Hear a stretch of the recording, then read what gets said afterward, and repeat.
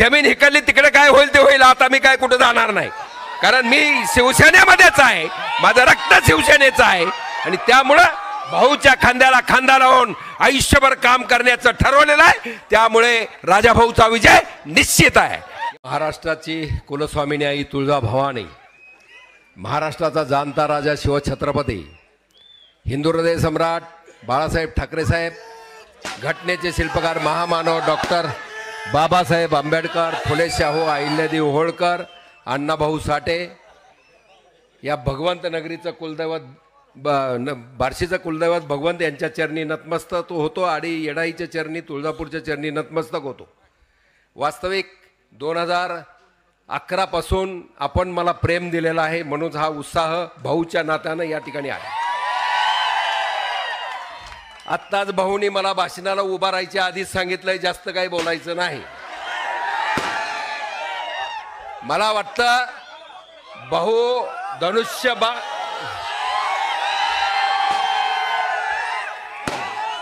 धनुष्यबाण खींच के तान धनुष्यबाण जे म्हणताय त्या पद्धतीनं या ठिकाणी राजाभाऊ राऊत यांना प्रचंड मतानं विजयी करा. पहिली जाहीर सभा याच ठिकाणी आपण घेऊ, विजयी जाहीर सभा या ठिकाणी घेऊ आणि त्या सभेमध्ये काय धुवायचं ते धुत बसतो, काळजी करायचं काय कारण.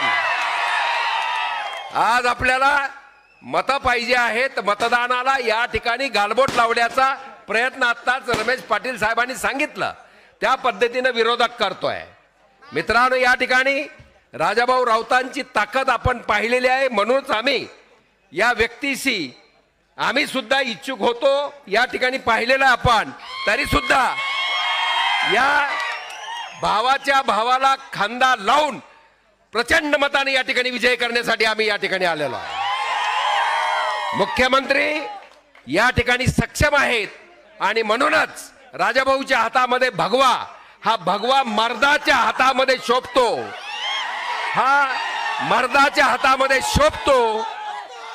खरी शिवसेना आज वंदनीय पूजनीय स्वर्गीय हिंदू हृदय सम्राट बाळासाहेब ठाकरे साहेब असताना जो लाड माझ्या राजाभाऊ राऊताचा त्यांनीच केला, या ठिकाणी निष्ठावंत शिवसैनिक, हडामासाचा शिवसैनिक या ठिकाणी 2004ला आमदार झाला आणि तो शिवसेनेमध्ये झाला. आज जी शिवसेना आहे ती माझ्या एकनाथ शिंदे साहेबाची या वाघाची आहे आणि त्या वाघाच्या शिवसेनेमध्ये या ठिकाणी राऊतांनी प्रवेश केल्यानंतर आपण पाहिलेला आहे 2014ला त्यांना आपण आशीर्वाद दिला होता. म्हणजे त्या भगवंत मैदानावरती याला सभा विरोधकाला का घेता येत नाही, त्याला त्या ठिकाणी पितळ उघड पडेल म्हणून या ठिकाणी सभा घेत येत नाही. कालची सुद्धा सभा या ठिकाणी बाहेरून भाड्याच्या आणलेल्या लोकांची सभा झालेली आहे. धाराशिव, उस्मानाबाद, कळंब, तेर, ढोके आणि या ठिकाणी निरेटिव्ह या ठिकाणी पसरवण्याचा प्रयत्न केला जातोय.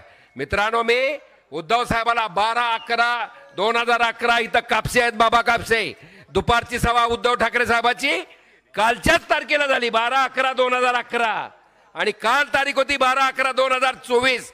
एका आंधळकर, एक शिवसैनिकाचा घरदाराचा संसाराचं वाटोळं केलं यांना आणि आता ह्याचं वाटोळं बंगल्याचं केल्याशिवाय हा राहणार नाही, एवढं नक्की आहे.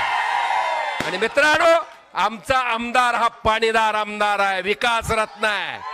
या ठिकाणी 4000 कोटीच्या वरती निधी या ठिकाणी आणला गेलेला आहे आणि आता लाडकी बहीण योजना, मुख्यमंत्री लाडकी बहीण योजना वगैरे आत्ताच रमेश पाटील साहेबांनी सांगितलं काय किशातनं पैसे देता का नाही. आज विकासाच्या माध्यमातून या ठिकाणी गव्हर्नमेंटला पैसा येतो, त्यातून 1500चे किती करणार, 2021चे काय करणार ते मुख्यमंत्र्यांनी सांगितलेलं आहे. ते काय खिशातनं देत नाहीत, परंतु एकच शब्द वापरतो राजाभाऊची माफी मागून, कारण तुम्हाला खिशातनं पैसा द्यायची सवय मोडलीम आणि चौफुल्यामध्ये लागलेली आहे. त्यामुळे हा प्रॉब्लेम आहे. जास्त बोलत नाही, तेवढंच बोलतो आणि या ठिकाणी पुढे जायचं आहे. पुढची सभा आहे, पुढची सभा आहे.